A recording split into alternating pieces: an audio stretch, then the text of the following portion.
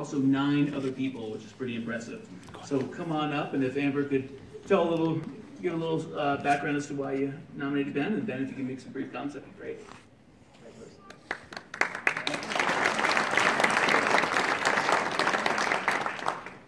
Well, good evening. I nominated Benjamin as my son for a lot that he's gone through in his life, overcoming adversity with epilepsy.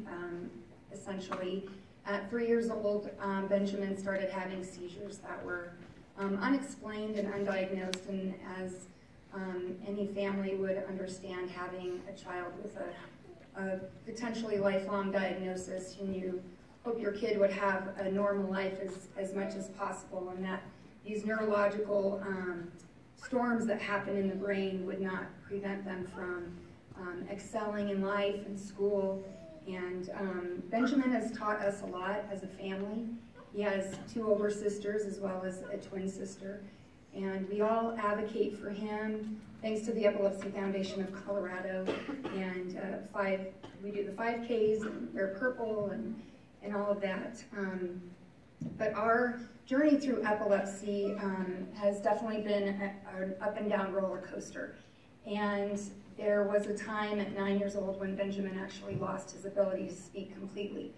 So he had to learn to speak again, and school was obviously really hard for that. Later he was diagnosed with a gene mutation that would explain the epilepsy, kind of give us an understanding of what we were dealing with. It would be associated with aphasia, similar to Alzheimer's, a lot of memory loss issues, and struggling in school. So over many, many years of pharmaceuticals and dragging him down with those side effects. And there are suicidal risks with a lot of pharmaceuticals, and he was going into high school and reading and writing at a 2nd to 4th grade level. As a parent, you want to do everything that you can to give your child the best opportunity. And when his seizures returned again, and we had kind of taken a little break from the pharmaceuticals, we did go to a cannabis oil. And with much success, he has not had a single seizure a day, being on his cannabis oil for over 3 years now. And that alone seems remarkable in the world of epilepsy. We were not banking on the fact that his oil would actually enlighten his world, and his teachers. And Mrs. Lavold, one of them, saw him through middle school and saw his transformation as well. And so he has bloomed, been able to retain more of his memory, and function a little bit more in school. He uses apps. His teachers, his IEP teachers, have been remarkable for him over this time. He is a junior this year, so he is looking forward to graduating next year. But you know, all of this struggles, reading and writing, he's getting around it. He really excels at computers, and actually built a computer last year with one of his teachers. And then this year, he's been working a job consistently for a year. He takes public transportation, he knows how to use that. And with his own money, he's bought a 3D printer.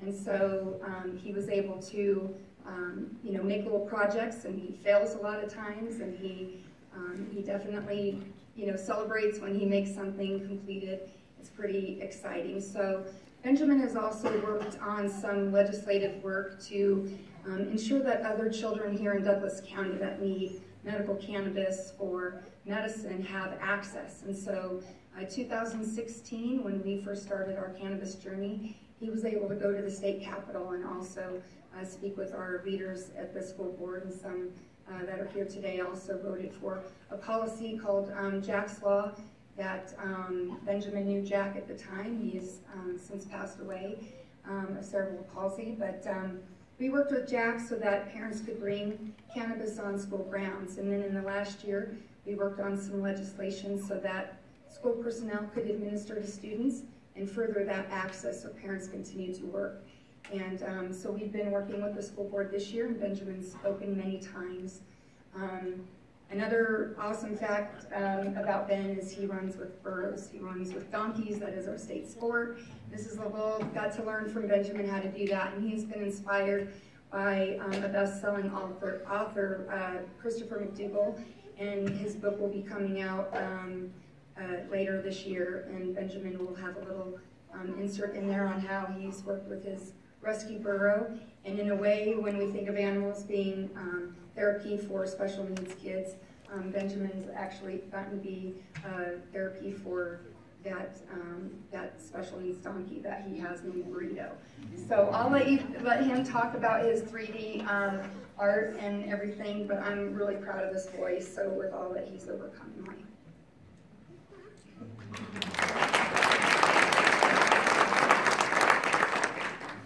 Alright, so I would have been up here because of my parents. They've been through a lot. They've been through multiple things, through me having seizures, through doctors, through teachers, and a lot of things, and it won't be helped by my mom, my dad, my 3 sisters that are all at home, and then also now I have a job.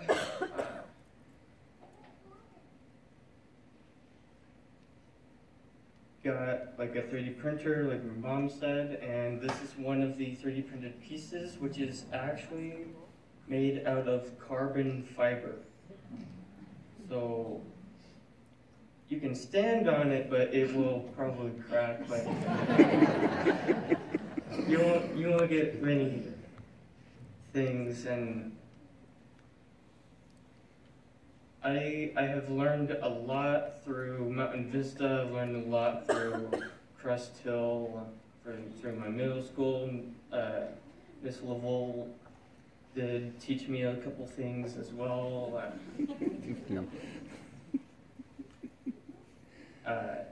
Getting along with other things.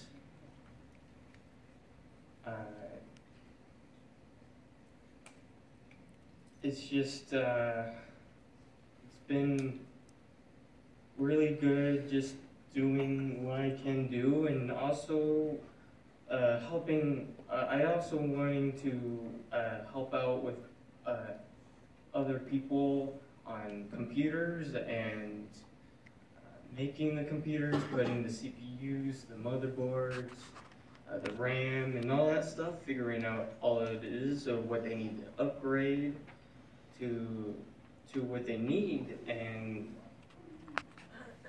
learning from school, and I did the class like twice, so I basically almost know what everything is. And it's just been